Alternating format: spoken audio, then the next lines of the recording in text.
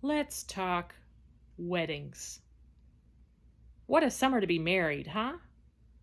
Saturday was supposed to be my best friend Megan's wedding. My best friend from seminary had waited over 40 years for just the right guy, just the right moment, just the right time in life, and just the right place to get married.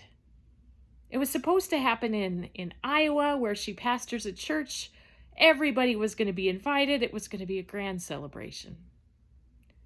And then it was going to be a slightly scaled back celebration, still in Iowa. And then it was going to be a greatly scaled back celebration in California, in her sister's backyard, after the reception venue canceled. But we were still gung ho to go. I had my bridesmaid's dress all ready to go and altered, and my shoes picked out, and we had even bought a minivan so that we could make this our one big family adventure of this strange, strange summer. And then things changed again.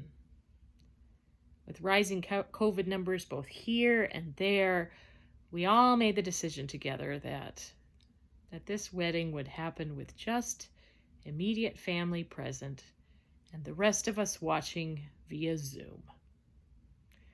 So that's what we did. On Saturday night, we gathered in the family room on the couch and watched Megan's wedding on Zoom. And you know what? It was sad, but it was happy too. It was beautiful, in fact. It was full of grace. Pastor Annika Stroop, also from Iowa, preached a beautiful wedding sermon based on the text about the wedding at Cana, where Jesus turns water into wine.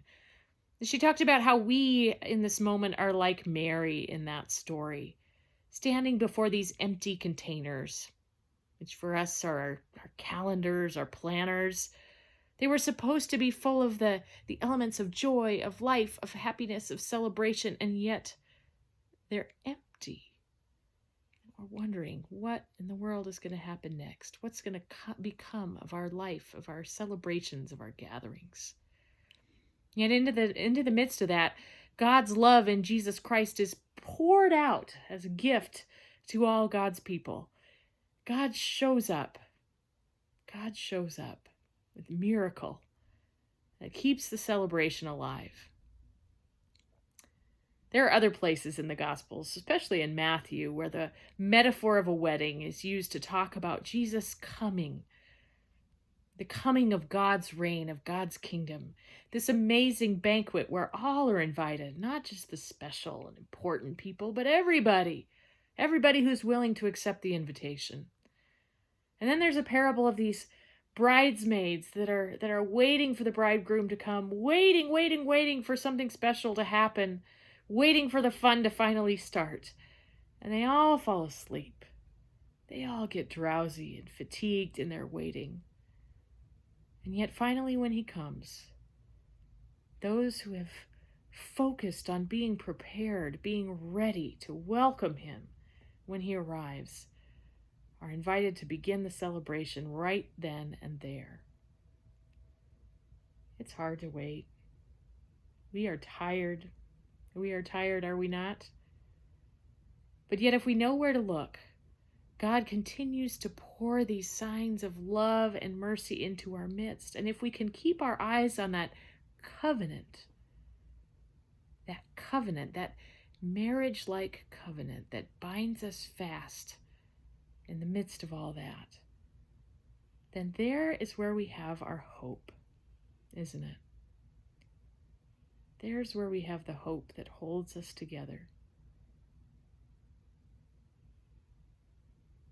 And so we watch as we're waiting. We watch for the signs of that kingdom come. It's a future reality, but it breaks in on ours as well. Every time we have something to celebrate, every time we have something that brings us close together with others of God's children, we have another sign of that kingdom. We have another reminder of that covenant promise. And so I'm trying hard to hold fast to those.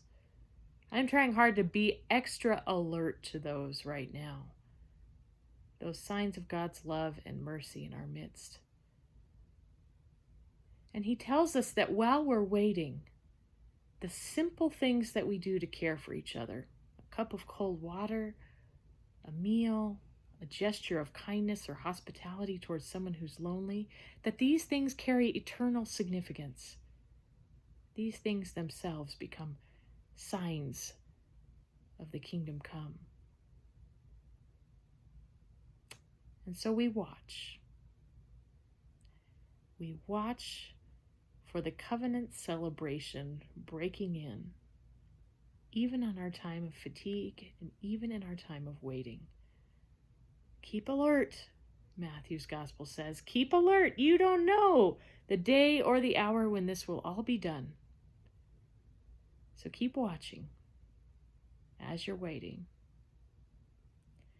And so we do. In this strange summer, so we do.